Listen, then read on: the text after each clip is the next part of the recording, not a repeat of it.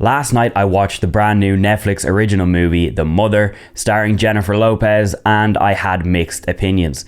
The movie is decent but flawed. It had the potential to be something much better than it was, and if this is all you watch and you don't watch the rest of my review, it's pretty mid, okay? It's pretty mid, but there is some saving points that I did like about it, and I'm going to break it all down now. So look, Jennifer Lopez, she's known for doing a lot of romance and comedy movies, but personally, I think she is much better at action movies, and this kind of proved it for me and set it in stone. I think she needs to do more action movie roles going forward, because in this, she was a badass, okay? She was. But what let her down was extremely, and when I say extremely, I mean extremely bad editing, a really weak script, and some really, really bad cinematography and directing. And overall, it just made the package really, really bad, regardless of her performance. And look, that wasn't my problem with this movie. Her performance was really good. I'm a big fan of hers, even in her rom-coms, okay?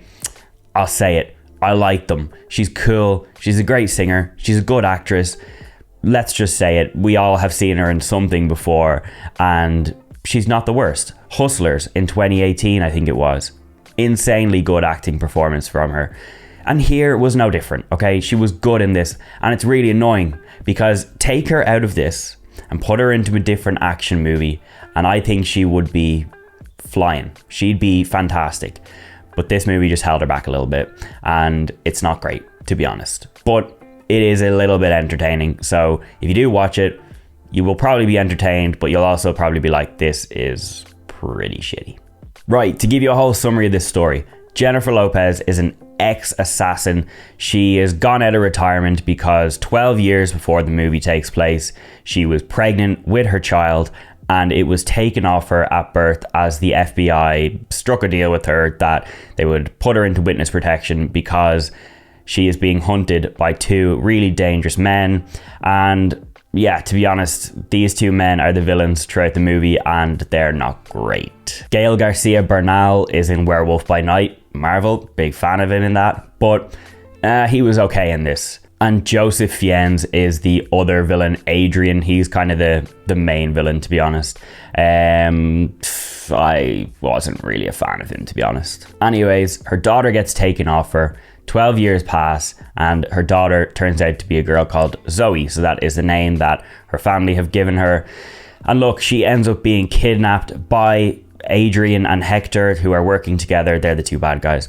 And then this calls Jennifer Lopez back into the fray because she struck a deal with the FBI that if her daughter was ever in trouble by these men, that they needed to call her. There's your movie, okay? So the movie is about her going after her daughter, keeping her safe from these men.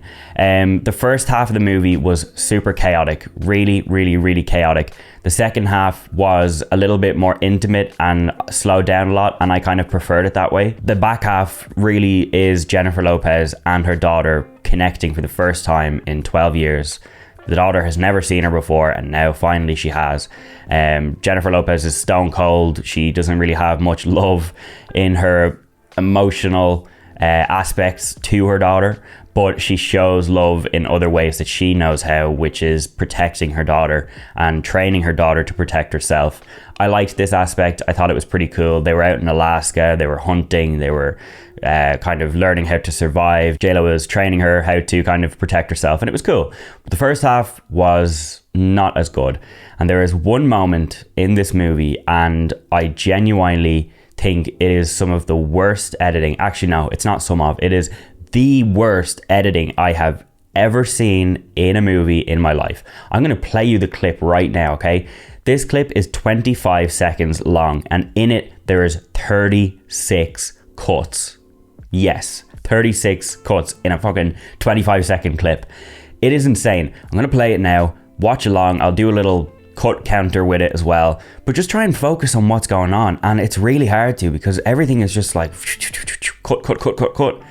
Here's the clip, and we'll talk about it after.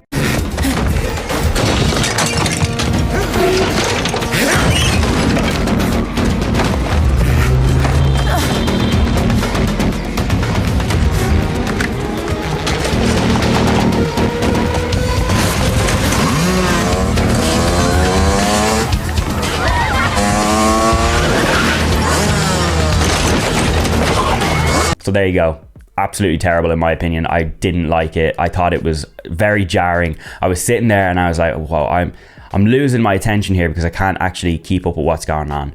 And there was other moments in the movie as well, like really unnecessary moments that had really quick and snappy edits like that and cuts, and it's just really, really off-putting, and it triggered me a little bit. I was like, this is really fucking annoying. But look, for the bad, there was some good. There's a really cool mansion infiltration scene with Jennifer Lopez and an FBI agent, and it slows it down. There's not as many cuts. Everything is nice and slow. It doesn't need to be really fast and in your face. Then near the end of the movie, there's a snowmobile chase. That was pretty cool as well. And then there's like an ambush scene in the middle of the movie, and it was pretty cool. I can't lie. So there was some good moments, and as I said, it entertained me, but overall the bad outweighed the good. So overall, at the end of the day, I'm going to give this 2.5 stars out of 5 with an overall rating of about 4.5 out of 10.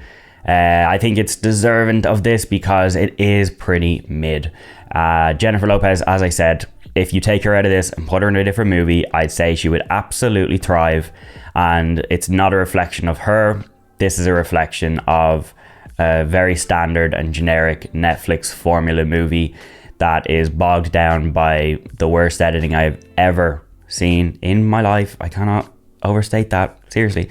And some really weak directing and some really weak script work. It's just an overall bad package that they thought they could sprinkle J-Lo on the top and make it better. She did the best that she could, and she was the saving grace of the movie. And I hope, as I said, that she gets more action roles, because that is where I think she is the best.